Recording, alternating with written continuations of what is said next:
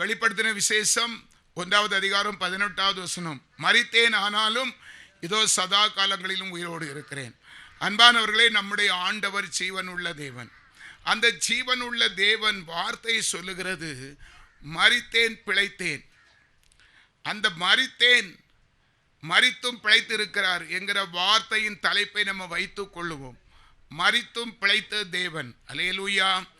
அவருடைய பிள்ளைகளாகிய நம்மையும் அவர் மரித்து போக விட மாட்டார். அதற்கு வேண்டிய வழிகள், வசனங்கள் எப்படி எங்கெல்லாம் இருக்கிறது என்பதை நம்ம வேதத்திலே பார்க்க போகிறோம். லூக்கா எழுதின சுவிசேஷம் அதனுடைய 24வது அதிகாரம் 5வது வசனத்தை நம்ம வாசிப்போம் என்று சொன்னால், அந்த ஸ்திரீகள் பயப்பட்டு தலை கவிழ்ந்து தரையை நோக்கி நிற்கையில் அந்த 2 பேரும் அவர்களை நோக்கி, உயிரோடு இருக்கிறவரை நீங்கள் மரித்தோரிடத்தில் தேடுகிறதுன்னு. கவனிங்க,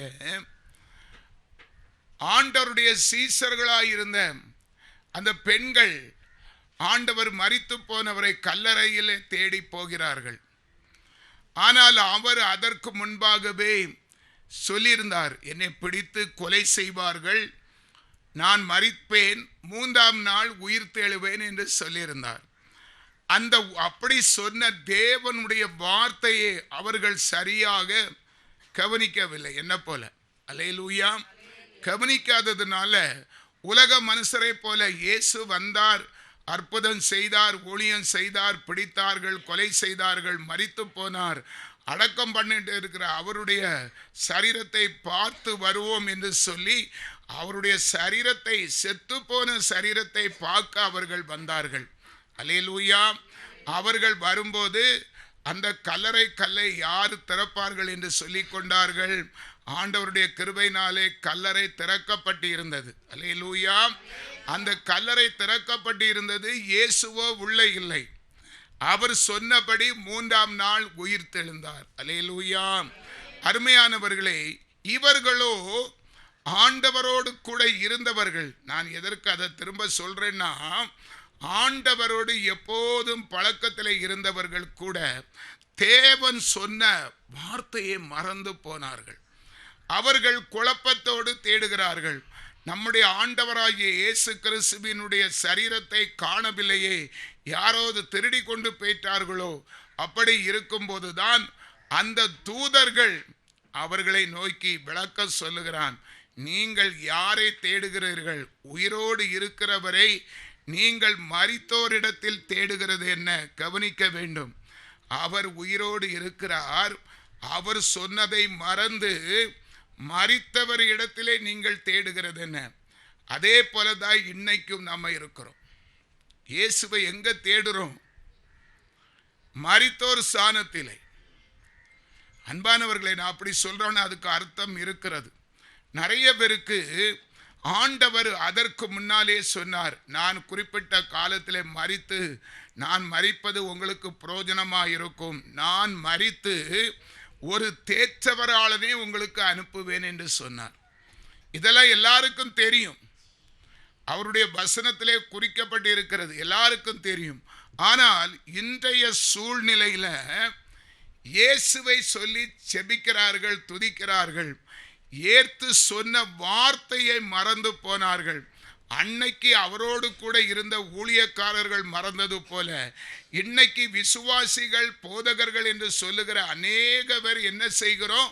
மாமிச கிறிஸ்தவர்களாகவே வாழ்ந்து கொண்டு இருக்கிறோம். மரித்து உயிர் தெழுந்த இயேசுவை மரித்தோரே நிலையிலே பார்க்கிறோம். அவர் மரித்து உயிர் தெழுந்து ஒரு தேற்றவராளனை நமக்கு உதவியாய் பரிசுத்த ஆவியானவரை அனுப்பி வைத்திருக்கிறார். அதே கிறிஸ்துவின் ஆவிதான் உலகத்திலே செயல்பட்டு கொண்டு இருக்கிறது.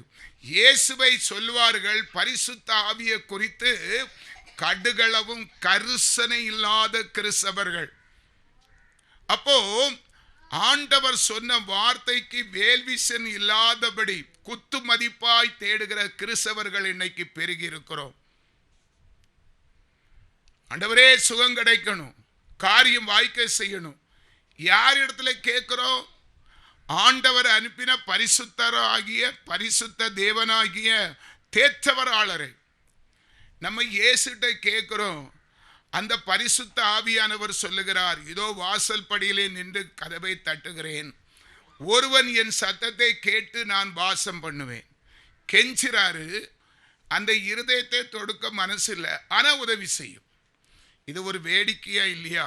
அந்த தூதன் அதான் சொல்றான், நீங்கள் அறிவு உள்ளவர்கள் தானே, உயிரோடு இருக்கிறவரை எங்க செத்த இடத்துல வந்து தேடுகிறீங்க, நாமளும் உயிரோடு பக்கத்தில் இருக்கிறார், அந்த ஆவி நம்ம கண்ணுக்கு புலப்படல. இதுக்கு என்னங்க நம்ம செய்ய போறோம்? கொஞ்சம் புரிந்து கொள்ளுங்க. ஆண்டவர் நம்ம கண்களை திறக்கட்டும்.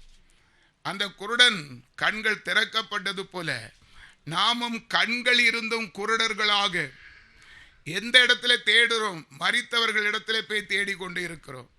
உயிரோடு இருக்கிற இயேசுவை மறந்து. தயவு செய்து இன்னும் நம்ம வேதத்திலே வாசிப்போம் என்று சொன்னால், சங்கீதத்தின் புஸ்தகம் அதனுடைய 115வது சங்கீதம் 17வது வசனம், மரித்தவர்களும் மௌனத்தில் இறங்குகிற அனைவரும் கர்த்தரை துதியார்கள். அல்லேலூயா.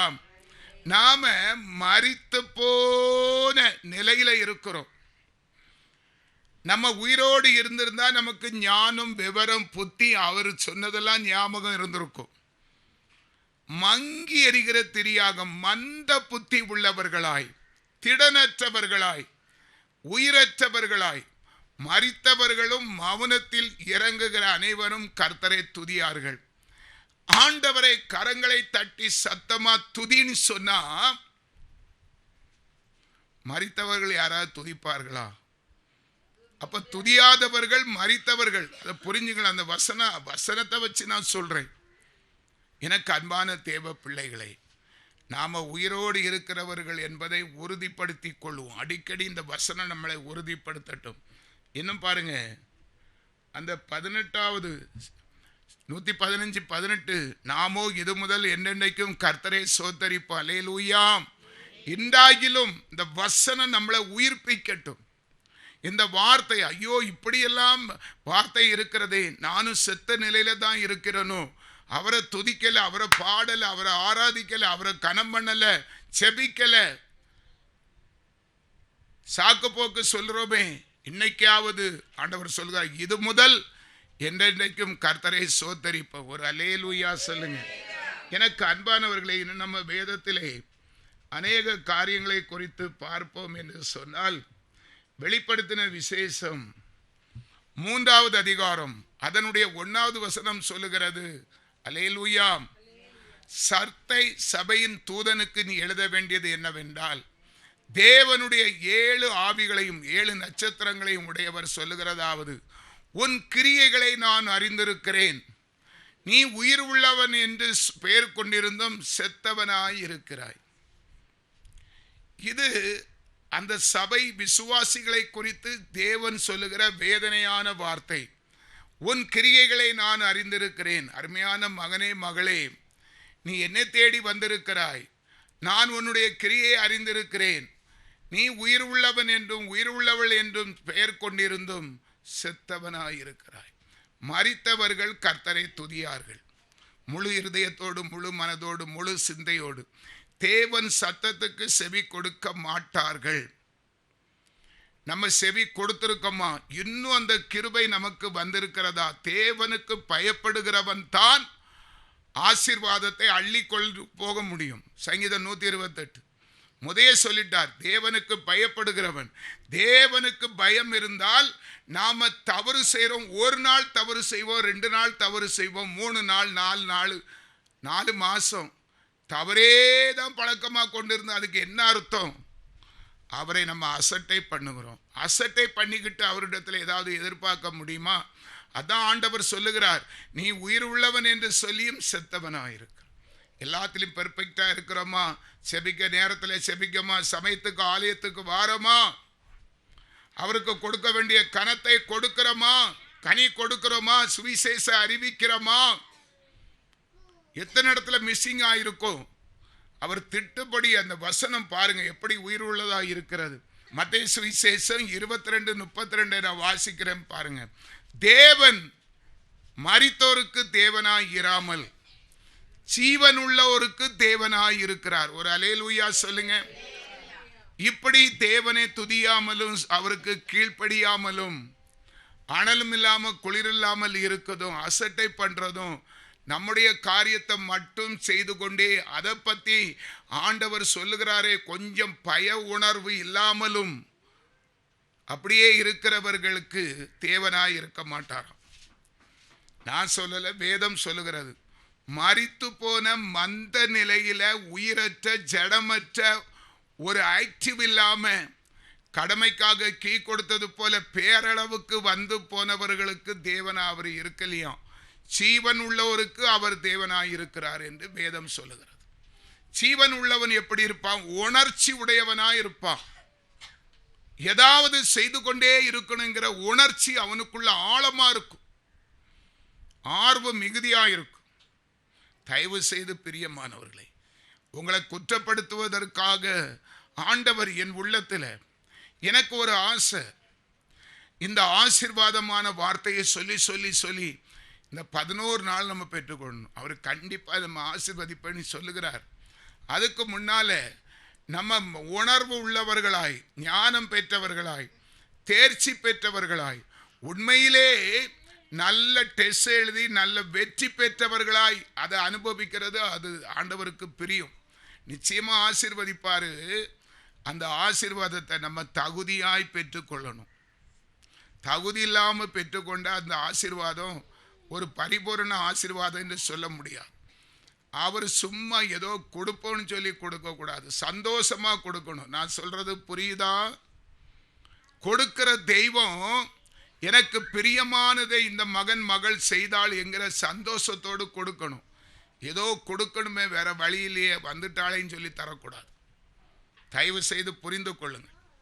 இனி நம்ம வேதத்திலே வாசிப்போம் என்று சொன்னால், ரோமருக்கு எழுதின நிருபம் 6வது அதிகாரம் அதனுடைய 2வது வசனம், பாவத்துக்கு மரித்த நாம் இனி அதிலே எப்படி பிழைப்போம்? அல்லேலூயா. பிரியமானவர்களே, வேதம் சொல்லுகிறது நாம பாவத்துக்கு மரித்து நீதிக்கு பிழைத்திருக்கும்படி கர்த்தர் நம்மை அழைத்திருக்கிறார். ஒரு அல்லேலூயா சொல்லுங்க. நாம பாவத்துக்கு மரிக்கிறவர்களாய் இருக்கணும். பாவம் நம்மை விட்டு செத்து போனதாய் இருக்கணும். பழைய முன்னாள் மனுஷன், உதாரணத்துக்கு நான் சொல்றேன், 49 வயசுக்கு முன்னால பாவ மனுஷனாய் இருந்தேன். 49 வயசு கழிச்சு கர்த்தராகிய இயேசு கிறிஸ்துவை சொந்த இரட்சகராக ஏற்றுக்கொண்டதுனால இப்ப பாவத்துக்கு மரித்த நாம் அதுல பிழைக்க தேடக்கூடாது. அந்த பாவ வாழ்க்கைக்கு தேடக்கூடாது. வலிய வரும். நம்ம எந்த நிலையில இருந்தாலும் என்ன செய்யும்? பாவம் நம்மளை பின்தொடரத்தான் செய்யும். அல்லேலூயா.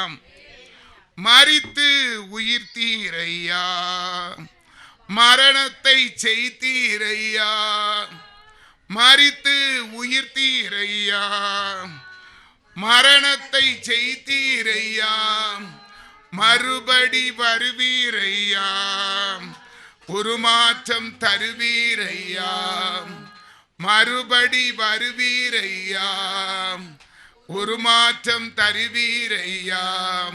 கூடுமே, எல்லாம் கூடுமே, உம்மாலே எல்லாம் கூடும், கூடாதது ஒன்றும் இல்லை, உம்மால் கூடாதது ஒன்றும் இல்லை. அல்லேலூயா. ஆண்டவர் மரித்தும் உயிர்த்திருக்கிற தேவன், மறுபடியும் வருவார், நம்மை அழைத்து செல்வார். அல்லேலூயா. அதனால பிரியமானவர்களே, பாவத்துக்கு மரித்த நாம் இனி அந்த பாவத்தில் பிழைக்க கூடாது. மரித்த நாம் மரித்தவர்களா, பாவத்துக்கு தான் மரித்திருக்கிறோம், நீதிக்கு பிழைத்திருக்கிறோம். இனி நம்ம அந்த பாவத்துக்கு மரிக்க வேண்டிய அவசியம் இல்லை. ஒரு அல்லேலூயா சொல்லுங்க. அதே ரோமர் 6:4 பாருங்க. மேலும் பிதாவின் மகிமையினாலே கிறிஸ்து மரித்தோரில் இருந்து எழுப்பப்பட்டது போல நாமும் புதிதான ஜீவன் உள்ளவர்களாய் நடந்து கொள்ளும்படிக்கு அவருடைய மரணத்திற்குள்ளாக்கும் ஞானஸ்நானத்தினாலே கிறிஸ்துவோடு கூட அடக்கம் பண்ணப்பட்டோம். அல்லேலூயா. அந்த ஞானஸ்நானம், அந்த வார்த்தையின் அர்த்தத்தை நம்ம பார்ப்போம் என்று சொன்னால் எவ்வளவு ஆழமான கருத்து. அந்த மரணம் என்கிற ஞானஸ்நானத்தினாலே கிறிஸ்துவோடு அடக்கம், அதாவது பாவத்துக்கு செத்து, நீதி தண்ணீரில செத்து, ஒரு மனுஷனுடைய சுத்திகரிப்பு தண்ணீர்ல இருக்கிறது. ஒரு பாவம் செய்தா நம்ம குளிக்கிறோம் இல்லையா, இறந்த வீட்டுக்கு போயிட்டு வந்தாலே குளிக்கிறோம். அந்த தீட்டு நம்ம ஸ்நானம் பண்ணுகிறதுல கழிகிறது. தலையில தண்ணி கோரி ஊத்துறதுக்கும் குளத்துல முங்கிறதுக்கும் நிறைய வித்தியாசம் இருக்குது இல்லையா. வேதம் சொல்லுகிறது, அவருடைய மரணத்துக்குள்ளாக்கும் ஞானஸ்நானத்தினாலே கிறிஸ்துவோடு கூட அடக்கம் பண்ணப்பட்டோம், செத்தோம், தண்ணீருக்குள்ளே செத்து பிழைத்து இருக்கிறோம். அல்லேலூயா சொல்லுங்க. பிழைத்து செத்து இருக்கிற நாம் இனி என்ன செய்யக்கூடாது?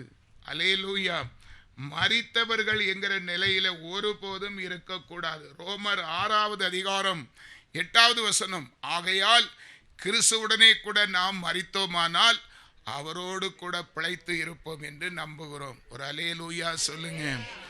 அவருக்குள்ளே அடக்கம் பண்ணப்பட்டு இருக்கிறோம். இயேசு கிறிஸ்துவின் நாமத்தினாலே அந்த ஊழியக்காரன் நம்ம மூக்க பிடிச்சி முக்கி தண்ணியில முக்கி நீ மரித்து எழும்பு என்று சொன்ன வார்த்தை கிறிஸ்துவோடு கூட மரித்து அவரோடு கூட பிழைத்து அவர் என்றென்றைக்கு உயிரோடு இருக்கிறது போல நாமும் இருப்போம் என்கிற நம்பிக்கை தான் நமக்கு உற்சாகத்தை கொடுக்கும். அல்லேலூயா. இயேசு மரித்து பிழைத்திருக்கிறார். நானும் பாவத்துக்கு செத்து நீதிக்கு பிழைத்திருக்கிறேன், அவரோடு கூட நானும் உயிரோடு இருக்கிறேன் என்கிற உணர்வுக்கும் சாதாரண ஒரு உலக மனுஷர்களைப் போல கஷ்டத்தையோ நஷ்டத்தையோ நினைச்சு புலம்பி வாழ்கிற ஒரு வாழ்க்கைக்கும் வித்தியாசம் இருக்கிறது. அல்லேலூயா சொல்லுங்க. அந்த ரோமர் 8:11 பாருங்க. அப்படியே நீங்களும் உங்களை பாவத்துக்கு மரித்தவர்களாகவும் நம்முடைய கர்த்தராகிய இயேசு கிறிஸ்துவுக்குள் தேவனுக்கு என்று பிழைத்து இருக்கிறவர்களாகவும் எண்ணிக்கொள்ளுங்கள். அல்லேலூயா. நாம எப்படி சொல்லணுமா? நான் மரித்த போன மாமிசத்தில் வாழல, ஜீவனுள்ள தேவன் மரித்தும் பிழைத்து மரித்தேன், இதோ சதா காலமும் உயிரோடு இருக்கிறேன் என்று உயிருள்ள தேவனுக்கு பிள்ளையாய் அவருக்குள் கிறிஸ்துவுக்குள் தேவனுக்குள் பிழைத்திருக்கிறவராக நான் எண்ணிக்கிறேன். நம்ம மனசுல அப்படிதான் தீர்மானம் எடுக்கணும். நான் சாதாரணமானவன் அல்ல, பிசாசே ஜீவன் உள்ள தேவனுக்கு ஒரிஜினல் பிள்ளை.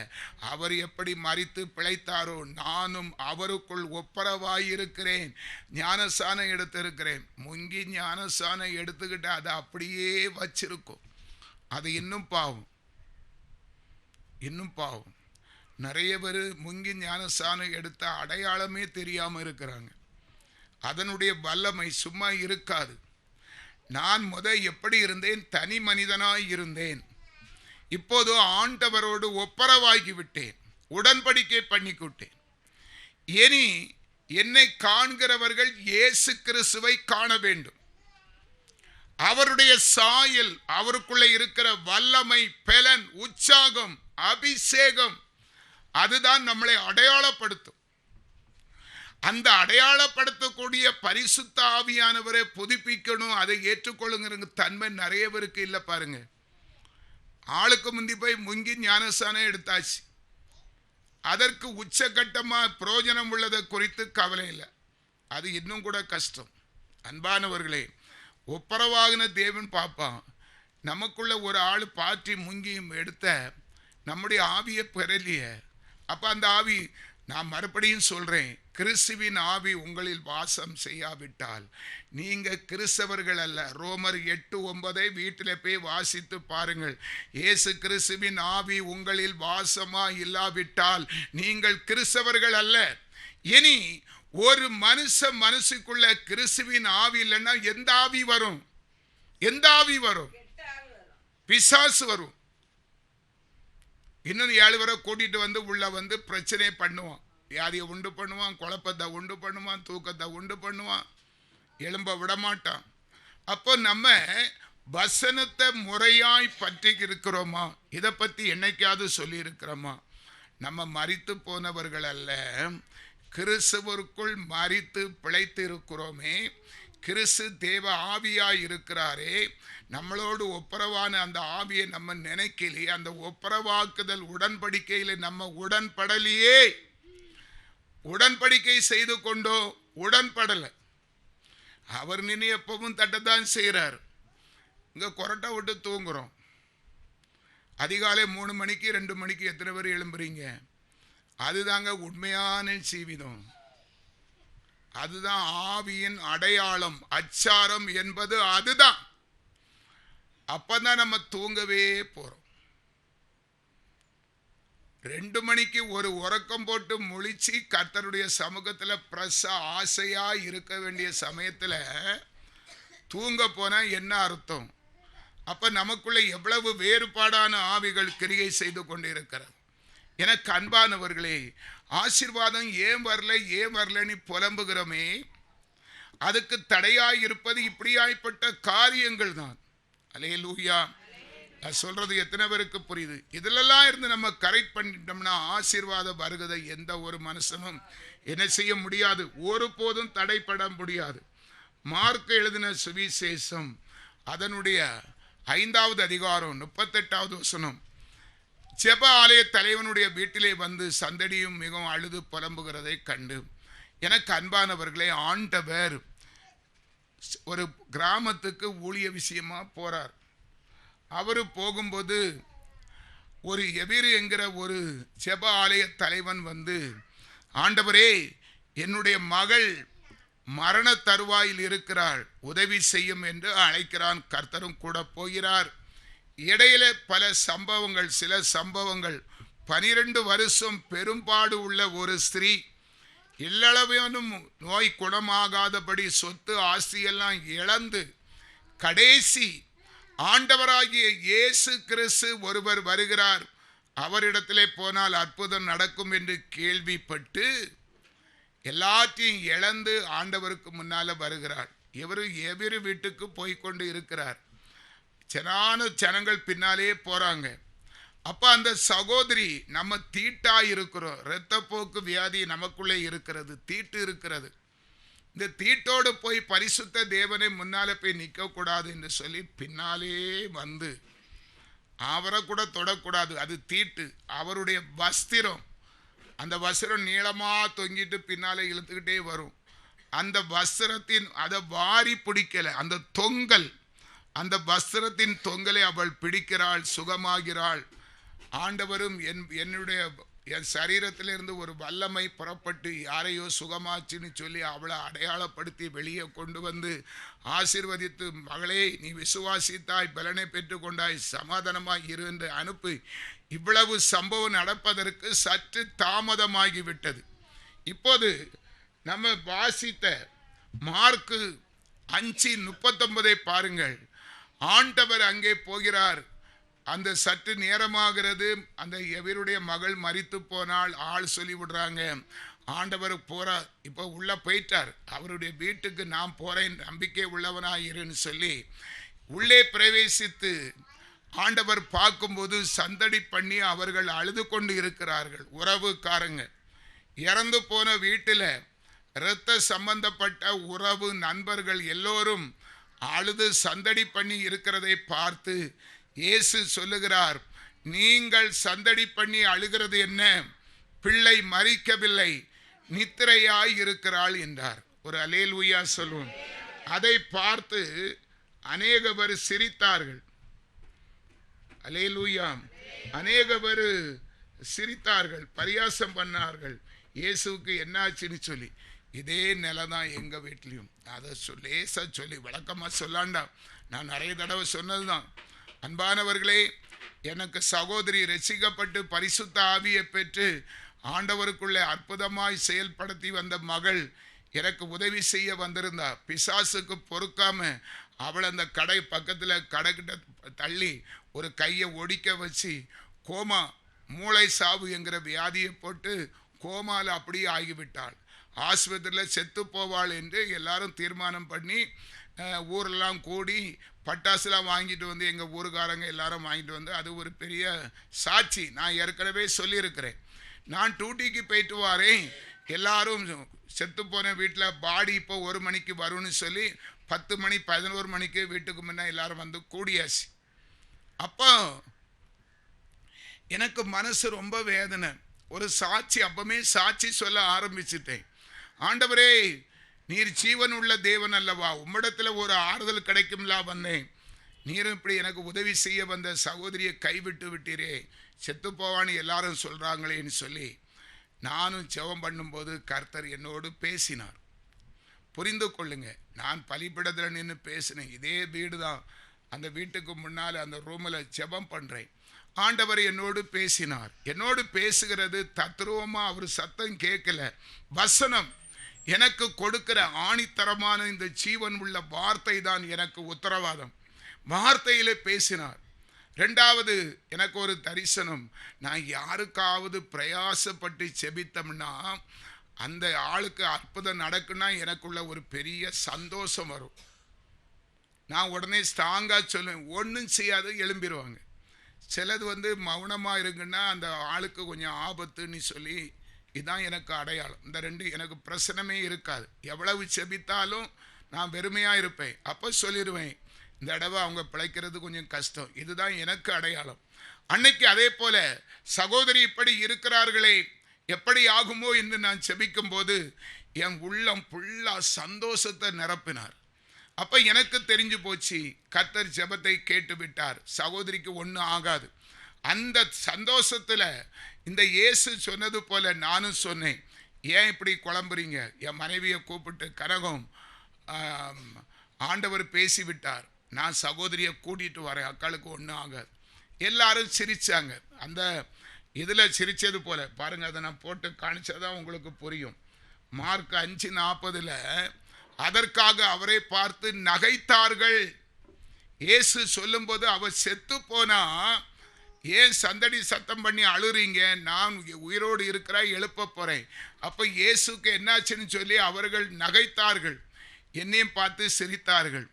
நாராயணனுக்கு என்னாச்சுன்னு தெரியல, அவர் சாவ கிடக்கிறா, இவர் எழுப்ப போறார். எனக்கு அன்பானவர்களே, இதுதான் நம்பிக்கையின் உச்சம். நானும் விசுவாசிக்கிறேன், நானும் சொன்னால் போதாது, அதை உத்தரவாதம் கிரிகையிலே செய்யணும். அவ்வளவு பேர் கூட்டத்தில் கம்பீரமா சொன்னேன். என் மனைவி கூட சொன்னா. நான் சொன்னோன்னே இவ காப்பி கேட்டேன். டயர்டாகி டியூட்டி முடிஞ்சு நைட்டு போதா வண்டி ஓட்டி, பகலை ரொம்ப டயர்டு, 11, 10:30, 10:45 இருக்கும். தொண்டையெல்லாம் காஞ்சி ஒரு சைஸாக இருந்தேன். கணக்கு கொஞ்சம் காப்பி தானி கேட்டேன். அதை கூலாக கேட்டேன், சந்தோஷமாக கேட்டேன். என் மனைவி கிட்ட காப்பியை தந்துட்டு சொன்னா, எல்லாரும் உங்களையே பார்க்குறாங்க, நீங்கள் ஒரு ஒரு ஒரு வருத்தம் ஒன்றும் இல்லாமல் சந்தோஷமாக இருக்கிறீங்க, உங்கள் அக்கா ரொம்ப சீரியஸாக இருக்கு. உடனே என்ன சொன்னேன்னு தெரியுமா? என் மனைவி கிட்ட வேணும்னு, கனோ ஏசப்பா என்கிட்ட பேசிட்டாரு, இவங்களுக்கு என்ன தெரியும், நான் போய் அக்காளை கூட்டிகிட்டு வரேன், ஏசப்பா பேசிட்டார். எல்லாருக்கும் ஒரே சிரிப்பு. மற்றவனுக்கு ஏதோ மரம் கலந்துட்டு, அவ சாக போகிறா, நம்ம துட்டிக்கு நிற்கிறோம், இவர் கூப்பிட போகிறாராம். எனக்கு அன்பானவர்களே, அந்த விசுவாச வார்த்தையோடு போனேன். கர்த்தர் என்னை வெட்கப்படுத்தலை. இயற்கையாகவே அவள் சாக வேண்டியவள், மூளை சாவு பிழைப்பது அபூர்வம். அதிலும் கோமாக்கு போயிட்டா. செவ்வாய்க்கிழமை விழுந்தவ, அடுத்த நாள் புதன்கிழமை. அப்போ டாக்டர் சொல்லிட்டார், இன்னும் 2 மணி நேரத்தில் அவங்க செத்துருவாங்க. உடல் உறுப்பெல்லாம் செத்து கொண்டே வருகிறது. அந்த மூளை சாவுடைய தன்மை, உறுப்புகள் சாக ஆரம்பிச்சாச்சுன்னா அது அப்படியே கடைசி வரை அப்படியே அந்த உணர்வு திரும்பாமலே உயிர் போயிடும். வலது கையும் வலது காலும் சுத்தமாக செயல் கிடையாதுங்க நாம் போய் பார்க்கும்போது. ஆனால் என்னுடைய வாதம், ஆண்டவர் என்னோடு பேசிவிட்டார், அவர் சொன்னதை செய்கிற தேவன், நான் விசுவாசிக்கிறேன்.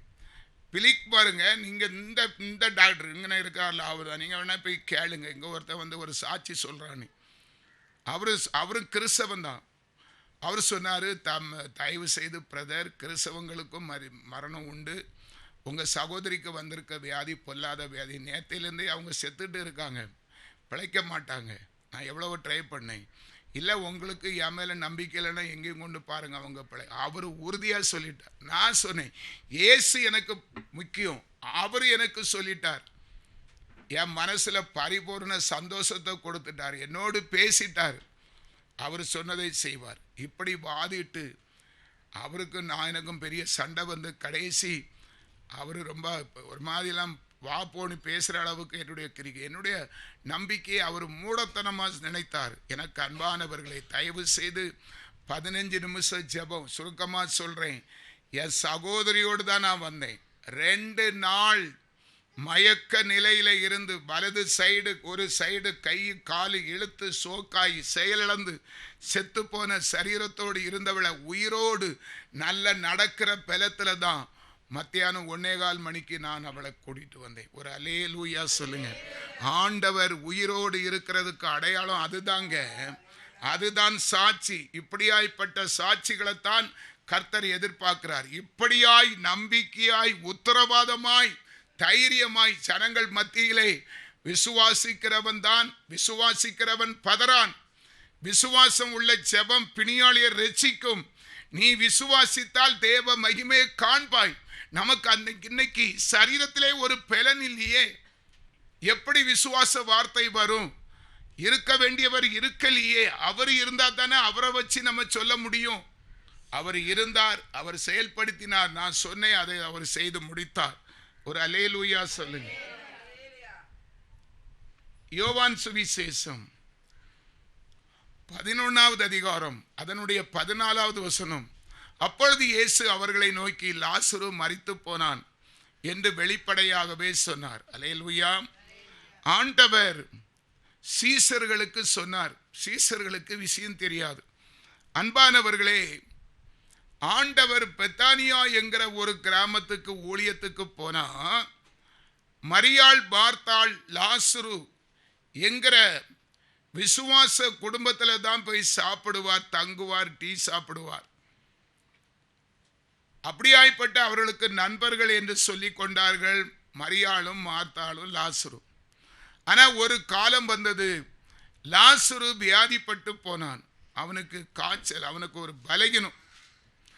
மரியாளும் மார்த்தாளும் ஆள் சொல்லி விடுறாங்க, ஆண்டவரே, நீங்க சிநேகிக்கிற லாசரு எங்களுடைய சகோதரன் வியாதிப்பட்டு சீரியஸா இருக்கிறான்.